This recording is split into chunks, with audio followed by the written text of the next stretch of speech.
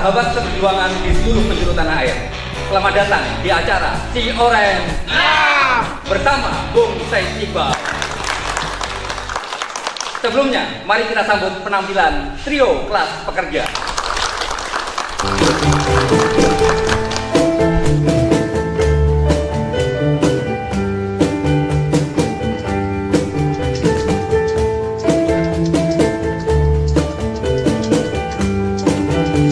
Hujan gerimis aja, ikan teri di sini.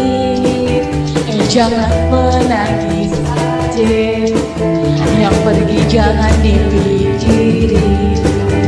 Hujan gerimis aja, yang lele adik kumisnya. Jangan menangis aja, kalau boleh cari gantinya. Hujan gerimis aja, pergi berlayar ke Tanjung Cina. Mengapa adek menangis aja? Kalau memang jodoh tak kemana, hey hey. Acara hari ini adalah saatnya mendengar. Jangan lupa like, share, komen, subscribe, dan bunyikan tombol loncengnya. Sahabat seperjuangan, sebagaimana yang saya sampaikan tadi, hari ini saatnya mendengar. Yang dipandu secara langsung oleh Presiden Partai Buruh, Bung Said Iqbal, yang sekaligus salah satu pengurus pusat Perserikatan Bangsa-Bangsa yang berkantor pusat di Geneva, Swiss, atau yang biasa kita kenal sebagai ILO Governing Body. Dan pada hari ini, tema yang akan dibawakan adalah di negeri Pancasila, mengapa harus ada perbudakan modern? Ada dua orang narasumber yang sudah hadir bersama kita. Yang pertama adalah Siti Saano. Siti Saano ini adalah mantan buruh garmen di perusahaan garmen besar yang ada di Jakarta. Dan sekarang menjadi pemimpin buruh garmen. Dan tentu saja dia akan bicara banyak tentang bagaimana kondisi buruh garmen yang ada di Indonesia pada saat ini. Dan yang kedua adalah Sutrisno. Jadi laki-laki berbadan gempal ini adalah security di perusahaan agen outsourcing, perusahaan multinasional yang bergerak di jasa pengamanan. Dan selanjutnya, tanpa memperpanjang waktu, saya persilakan kepada Bung Said Iqbal untuk memandu podcast kita pada hari ini. Terima kasih, Bung Kahar. Sahabat seperjuangan di penjuru tanah air, di pelosok negeri Indonesia yang kita cintai, kembali berjumpa di dalam saatnya mendengar. Dua narasumber kita kembali berasal dari kalangan bawah, kelas pekerja working class. Satu orang buruh perempuan di industri garmen, dan satu orang lagi adalah seorang security yang juga berstatus outsourcing. Bekerja di sebuah perusahaan multinasional yang bergerak di bidang jasa pengamanan. Tak panjang kalam, kita sapa, kita dengar apa yang ingin disampaikan oleh Mbak, siapa panggilannya ya? Ano aja Mbak Pak. Ano. Ya, Mbak Ano. Kalau Bang Sutrisno panggilannya? Nino. Nino. Kita dengar Mbak Ano bagaimana menceritakan apa yang terjadi ketika Omnibus Law Undang-Undang Cipta Kerja nomor 6 tahun 2023 disahkan oleh pemerintah. Bagaimana nasib buruh-buruh perempuan, buruh-buruh laki-laki, khususnya buruh perempuan di industri labor intensif atau padat karya, terutama tekstil, garmen, dan sepatu. Silakan Mbak Ano, kita ingin dengar. Terima kasih Pak waktunya. Bismillahirrahmanirrahim. Garmen adalah, kalau kita bicara garmen, kita bicara tentang bagaimana buruh ditindas, bagaimana buruh tenaganya diperas, bagaimana buruh dengan kehidupan buruh dengan upah yang paling rendah itu membuat kita, kenapa ya? Kok ada apa dengan Indonesia gitu? Setiap kali kita melakukan riset tentang hidup layak atau tentang upah minimum atau tentang buruh perempuan apa di dalam pekerjaannya merasakan kekerasan atau merasakan intimidasi, itu terjadi semua di garmen gitu. Sebelum undang-undang Omnibus Law disahkan, baru dirancang aja itu sudah berlaku di garmen-garmen, Pak. Contoh, tadinya misalnya kalau kita mau perpanjang perjanjian kerja bersama, itu di situ ada tunjangan-tunjangan yang harus dimasukkan. Nah, kalau perusahaan melihat ada tunjangan atau ada tambahan upah selain upah minimum, tidak mau, Pak, seperti itu. Perusahaan tidak mau memperpanjang itu. Faktor ini terjadi Gitu. akibat adanya Omnibus Law Undang Cipta Kerja ya, perubahan-perubahan Akibat kesejahteraan. Omnibus Law. Itu Bisa akibat. dijelaskan lebih detail perubahannya apa, Mbak Ano? Perubahannya misalnya gini, tadi kita dapat tunjangan, misalnya tunjangan lama kerja atau tunjangan masa kerja. Dengan adanya Omnibus Law, tunjangan itu hilang begitu saja, Pak, gitu. Perusahaan hanya memberikan UMP gaji toh, pokok gitu. saja. Ya. Nah, Luar biasa tuh ya, Iya, kehilangannya besar iya, sekali ya. iya, Pak. Boleh digambarkan kepada kita semua sebagai teman-teman yang ada di seluruh pelosok tanah air, berapa rupiah kira-kira kehilangan uang itu akibat tunjangan yang hilang itu? Bisa dibilang sebulan itu bisa mencapai 400 sampai 500 ribu, Pak. Besar ya Gitu, buat besar. kawan-kawan buruh garmen ya, Besar yang sekali. rata-rata adalah masyarakat Iya, urban ya. Iya, Pak. Ya, terus Gitu. apalagi Mbak Ano? Terus tentang sistem kerja. Sistem kerja yang biasanya kita kerja dari jam 7 atau jam 7.30 sampai jam 4, itu sekarang tidak begitu, Pak. Kalau targetnya tidak sampai atau targetnya tidak mencapai, ini karyawan disuruh kerja tapi tidak dibayar lemburnya. Tanpa uang Tanpa lembur. uang lembur. Dan ini seperti fakta itu. ya. Ini fakta. Sebagai Ini riset yang kita lakukan beberapa kali dengan teman-teman DPD, DPC, ini SPN. riset secara ilmiah ya. Iya, siapa? Temuan-temuan di lapangan Di ya. lapangan, iya. Dan saya yakin pemerintah dalam hal ini Kadisnaker bahkan Kementerian Tenaga Kerja paham itu ada temuan-temuan itu. Temuan itu sudah diberikan kepada pemerintah. Temuan-temuan itu sudah ada yang kita laporkan ke dinas yang terkait, tapi dinas yang terkait hanya mengeluarkan anjuran, Pak, bahwa ini mau dilanjut atau tidak gitu, seperti itu. Yang maunya kita kalau emang ini perusahaan melanggar ditindak gitu, seperti itu, Pak. Dan ini akibat Omnibus Law juga Omnibus ya. Law gitu, Teman-teman Pak. rasakan sekali Rasakan itu. sekali. Kalau tentang outsourcing gimana ya dengan adanya Omnibus Law Kalau di industri garmen yang kalau di outsourcing itu biasanya di Undang-Undang 13 itu ada waktu 2 tahun atau gimana gitu. Tapi kalau sejak Omnibus Law itu terserah perusahaan, Pak. Maunya sebulan, 2 bulan atau terserah Jadi, kebutuhan gitu. banyak seperti buruh itu. perempuan yang tidak punya masa depan. Dia tidak tahu kapan dia akan diberhentikan Betul bekerja sekali, Pak. dan dia tidak tahu kapan dia tidak punya uang. Begitu. Padahal dia ingin bekerja Betul, sungguh-sungguh. Betul, Pak. Omnibus Law lah yang membuat kemudian sistem outsourcing seenaknya lah ya tanda petik Iya, kita Pak. ya. Dan itu merugikan ya Mbak Ano ya. Merugikan sekali. Ya, kalau bahasanya anak-anak garmen, Omnibus Law itu racun yang membunuh secara perlahan, seperti itu, Pak. Racun yang membunuh secara perlahan pada negeri kita adalah negeri Pancasila. Betul, Pak. Dan kalau boleh kita katakan outsourcing di seluruh dunia itu dikenal dengan modern slavery. Slavery itu perbudakan. Perbudakan modern. Mengapa dia bisa hidup di negeri Pancasila ya? Itu yang harus kita yang harus kita perjuangkan gitu loh. Jangan sampai, kalau kita sih pengennya Omnibus Law itu tidak ada seperti itu, Pak. Nah, Gitu. Mbak Ano, dengan sistem outsourcing yang kita tidak tahu kapan kita akan dikeluarkan. Upah di bawah upah minimum ada sebagian orang menerima itu.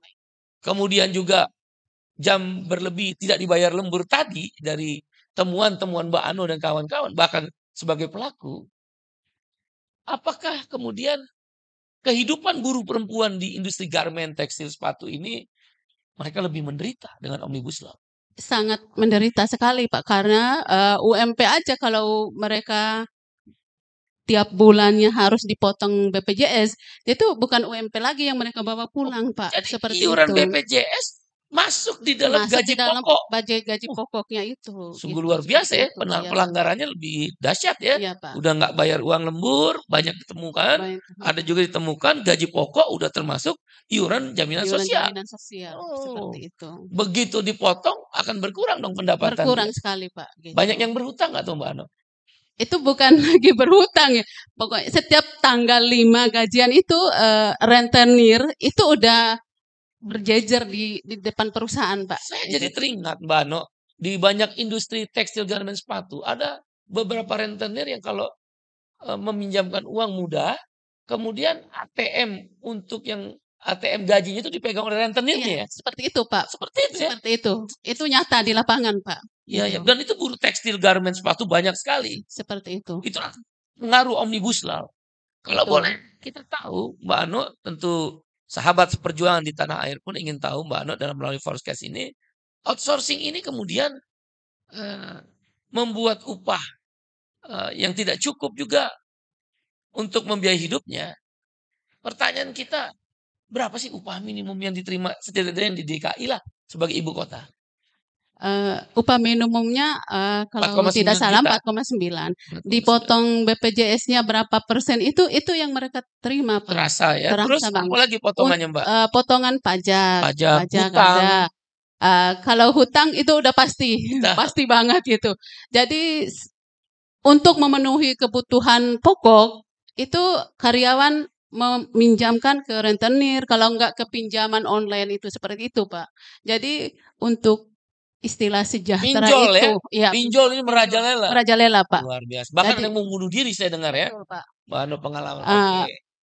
Baik. Untuk mendapatkan hidup layak itu buruh garmen itu jauh dari ya. Kita mendengar dan saatnya kita mencari solusi untuk berjuang bersama Mbak Ano. Terima kasih Mbak Ano. Ya, ini sekali ada Bang Nino. Dari postur tubuh sudah menjelaskan beliau adalah bekerja di industri keamanan, jasa keamanan. Bisa diceritakan Mbak Nino, silakan. Ya, terima kasih Bung Nino. Waktunya. Assalamualaikum warahmatullahi wabarakatuh. Waalaikumsalam. Bismillahirrahmanirrahim. Terima kasih untuk Bapak Said Iqbal sudah mengundang saya.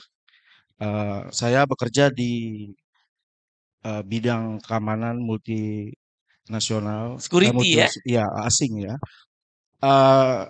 Tapi untuk saat ini status saya sudah di PHK sepihak. Oke. Ya. Mungkin itu karena dengan alasan-alasan perusahaan saya yang beralasan tidak sangat mendasar ya, tidak sesuai dengan Undang-Undang Ketenagakerjaan, dengan mengaku efisiensi. Tetapi nyata di lapangan mereka masih merekrut dengan anggota-anggota baru.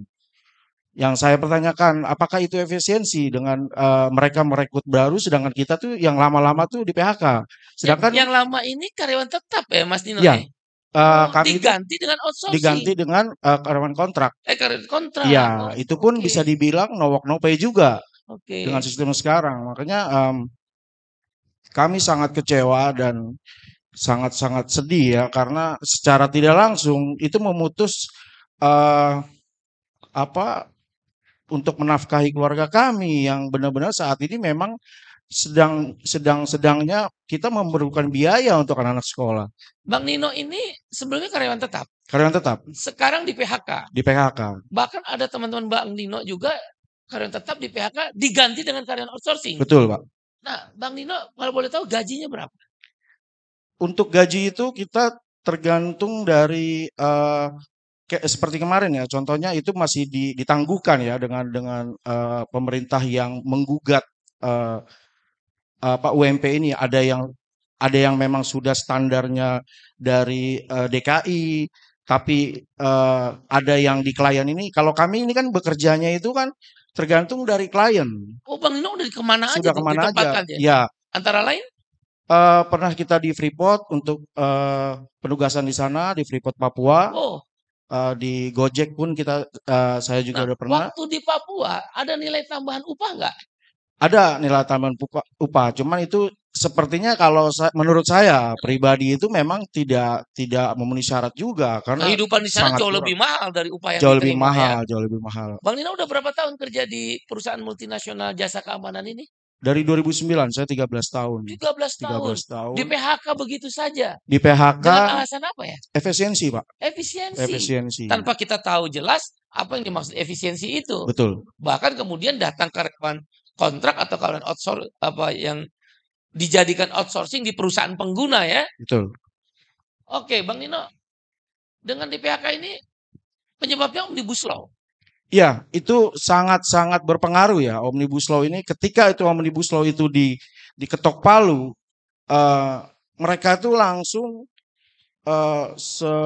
sebanyak mungkin mem-PHK teman-teman kami, karyawan-karyawan, karena upah itu, pesangon itu dibayarnya murah. Tidak sesuai dengan apa yang menurut Undang-Undang Tenagakerjaan yang sebelumnya, 13/2003. Jadi sepertinya seperti PHK massal gitu Pak Said. Oke, baik. Mas Nino, terima kasih ya Siap. telah berbagi pengalaman Siap. dan saatnya sudah mendengar. Kawan-kawan sahabat seperjuangan di penjuru tanah air.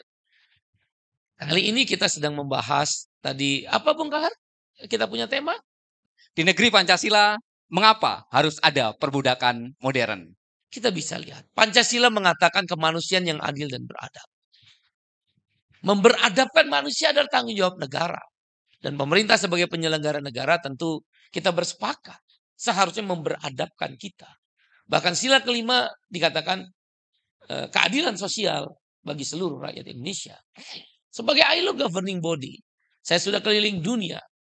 Terminologi keadilan sosial atau bahasa Inggrisnya social justice, itu selalu mereka katakan no social justice without social security. Jadi kalau kita ingin menyatakan adanya keadilan sosial, maka harus ada jaminan sosial. Jaminan kecelakaan kerja, jaminan kematian, jaminan hari tua, jaminan pensiun, dan jaminan kesehatan. Dan kita, yang saya dengar juga Partai Buruh sebagai partai yang bergerak dengan konstituen kelas pekerja termasuk buruh, petani, nelayan, dan kelas pekerja lain akan memperjuangkan jaminan makanan, jaminan hari tua, pendidikan, jaminan pensiun, jaminan air bersih, dan jaminan pengangguran atau unemployment insurance. Kita akan bahas nanti. Tapi yang kita sedih, tadi Mbak Ano, Mas Nino bercerita bagaimana kemudian sistem kerja outsourcing, ya, atau dalam bahasa Inggris lain precarious work atau casual work, itu menjadi bagian dalam sebuah kebijakan perusahaan yang kemudian perusahaan mengikuti aturan outsourcing, merubah kesejahteraan, merubah hubungan kerja, merubah upah. Betul ya? Maka hubungan kerja yang tadi misalnya dalam kasus Mas Nino, karyawan tetap ditempatkan di Freeport misal di Papua. Setelah datang kembali ke Jakarta sudah selesai di Papua. Nino ini kan karyawan tetap agen outsourcing jasa keamanan itu. Tapi karena dia nggak ada penempatan lain, dipecat dengan alasan efisiensi. Padahal dalam Undang-Undang Ketenagakerjaan nomor 13 maupun dalam Omnibus Law bahkan PHK atau pemecatan, pemutusan hubungan kerja harus minta izin kepada Pengadilan Hubungan Industrial. Tapi atas dalih efisiensi sudah bekerja sekitar 13 tahun. Kita bisa bayangkan ada anak, ada istri. Dan sumber penghasilan keluarga ini adalah Bang Nino atau Mas Nino ini. Diputus begitu saja. Kalau begitu di mana negara? Di mana keadilan? Di mana keberadaban dan memanusiakan manusia orang Indonesia? Sebuah pekerjaan besar. Outsourcing adalah bagian yang bertentangan dengan sila kedua kemanusiaan adil dan beradab. Dan sila kelima, keadilan sosial bagi seluruh rakyat Indonesia. Dengan demikian, seharusnya outsourcing itu dihapuskan. Ada kemudian pengusaha bertanya kepada saya dalam kasus di garmen misal. Mas Iqbal, kami ini kan perusahaan garmen, tekstil, sepatu. Jumlah karyawannya banyak ya. Bahkan satu perusahaan ada puluhan ribu, ribuan puluhan ribu. Bagaimana kami akan membayar pesangon kalau semua karyawan tetap? Salah. Kalau emang dilarang outsourcing, kata mereka. Saya bilang, undang-undang di seluruh dunia, dalam konvensi ILO nomor 87, tentang kebebasan berserikat dan konvensi ILO nomor 98, tentang hak berunding, itu juga diatur. Perusahaan boleh berunding dengan serikat pekerja ataupun perwakilan pekerja kalau nggak ada serikat pekerja untuk menggunakan karyawan kontrak. Bahkan perusahaan tanpa meminta persetujuan pekerja pun boleh menggunakan karyawan kontrak asal tidak melanggar undang-undang. Jadi untuk dalam kasus Mas Nino atau garmen yang tadi tiba-tiba dilakukan efisiensi, dia boleh melakukan kontrak tapi jangan melanggar undang-undang. Kalau dia pekerjaannya berulang-ulang terus-menerus, ya jangan dikontrak. dia harus menjadi karyawan tetap. Kecuali musiman. Misal katakan produk sepatu Nike ada tambahan untuk sekitar 3 bulan saja. Mungkin dikontrak 3 bulan. Tapi kalau diperpanjang lagi produk Nike itu sepatunya diproduksi di satu perusahaan sepatu, harusnya diperpanjang terus menjadi karyawan tetap. Dengan begitu, sebenarnya undang-undang juga sudah memberikan keleluasaan. Nah, karena itu, sebagai ILO governing body, saya bersama teman-teman serikat buruh di dunia selalu memperjuangkan, melawan istilah kita itu against the precarious works, lawan daripada pekerjaan outsourcing. Karena dia nggak punya masa depan. Upah terkadang di bawah upah minimum. Dalam kasus Saudara Nino dan kasus pekerja yang tadi iuran BPJS-nya menjadi bagian dari upah pokok. Dan kemudian limit daripada jaminan sosial, jaminan kesehatan, tidak ada jaminan pensiun. Apa gunanya kita bernegara? Negara Pancasila mengajarkan kepada kita tentang bagaimana memberikan perlindungan. Kita tidak minta yang berlebih, tapi kita minta yang sebisa mungkin adalah hidup layak, pekerjaan yang layak. Sahabat seperjuangan di seluruh tanah air. 2 tamu kita, 2 narasumber kita pada hari ini mengajarkan kepada kita bahwa kebijakan Omnibus Law Undang-Undang Cipta Kerja, khususnya dalam sistem kerja outsourcing atau precarious work atau modern slavery, perbudakan modern, sangatlah merugikan kaum buruh. Mereka adalah pelaku-pelaku yang ada di lapangan. Dan sayangnya, Omnibus Law menempatkan negara sebagai agen outsourcing. Saya pergi ke seluruh dunia. Outsourcing memang ada, tapi dibatasi jenis pekerjaannya atas nama kemanusiaan. Di Prancis misal, 67 jenis pekerjaan yang boleh outsourcing. Di luar itu tidak boleh. Di Jepang misal ada sekitar 100-an jenis pekerjaan yang boleh outsourcing. Di Indonesia sebelum adanya Omnibus Law juga dibolehkan untuk outsourcing 5 jenis pekerjaan. Security seperti kasusnya Bang Nino boleh. Tetapi tidak kemudian yang permanen dirubah menjadi outsourcing. Atau yang permanen, karyawan tetap dirubah jadi karyawan kontrak. Bahkan karyawan tetap di alasan efisiensi dengan alasan efisiensi dipecat. Bukan itu yang dimaksud. Security yang diperbolehkan untuk outsourcing. Cleaning service, tenaga kebersihan. Kemudian security, tadi tenaga keamanan. Cleaning service, tenaga kebersihan. Yang ketiga adalah catering. Ya, bergerak di industri makanan. Pekerja-pekerja di industri restoran, makanan, atau kayak kantin. Ya. Kemudian juga driver, supir, dan jasa penunjang perminyakan. Undang-Undang nomor 13 tahun 2003 memberi jalan tengah 5 jenis pekerjaan itu. Tetapi di dalam 5 jenis pekerjaan itu dalam Undang-Undang nomor 13 juga mensyaratkan si karyawan catering, si karyawan cleaning service, si karyawan security seperti kasus Bang Nino, si karyawan driver, si karyawan jasa penunjang perminyakan, hubungan kerjanya dengan pemilik outsourcing itu dia harus jelas.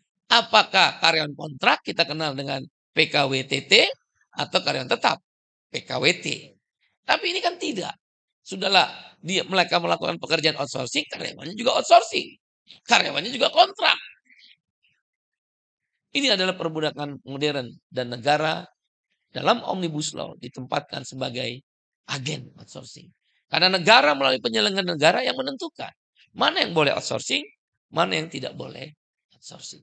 Di seluruh dunia tidak ada pemerintah yang menentukan apa jenisan pekerja yang boleh outsourcing, apa jenis pekerja yang tidak boleh outsourcing. Tapi di dalam undang-undang itulah ditentukan berapa batas jenis pekerjaan yang outsourcing, seperti Undang-Undang nomor 13 tahun 2003 itu hanya 5 jenis. Sekarang semua boleh outsourcing. Orang bekerja outsourcing seumur hidup kan? Benar ya?